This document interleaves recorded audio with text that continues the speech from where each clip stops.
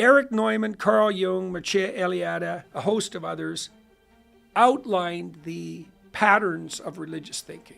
And it took them most of the 20th century to do that. And they found recurring themes that are profound. So one example, the ancient Egyptians worshipped a god Horus. Everyone knows the god Horus because his emblem is the eye, the open eye. Well, what does that mean? It means in part that the ancient Egyptians worshipped attention. And they felt that the god of attention was the antidote to the pathological state. And they were right about that. I mean, they had a god of the pathological state. That was Seth. The god Seth, the name Seth, became Satan through the Coptic Christians. So they believed that the degenerate state had a spirit, and the antidote to the spirit of the degenerate state was the all-seeing upward striving eye. And there's a difference between attention and thinking. Like, attention is a quest.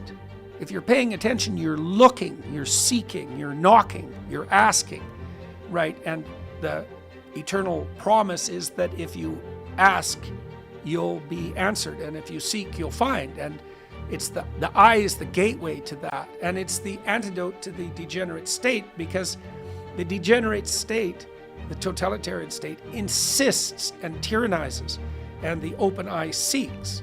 Well, the Egyptians figured this out, and the Egyptian theology had a walloping impact on Jewish theology. I mean, the Jews came out of Egypt. Like, there are that's a conception.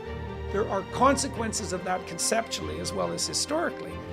The pattern of the hero's journey, that's replicated. I would say that's the central pattern of story per se, and that makes itself manifest in perhaps all cultures that have managed any unity and any progress whatsoever. Is there a hierarchy of religious truth? Yes, just as there's a hierarchy in literary depth. We understand that a dime store romance is not as profound as a Dostoevsky novel. We know there's a hierarchy of depth, and you can arrange religious apprehension in terms of a hierarchy of quality. And I think the Jungian school did that brilliantly, and biologists should know it in far more depth. The best neuroscientists of emotion and motivation that I knew, and that include Jaak Panksepp, they knew the work of Eliade, for example.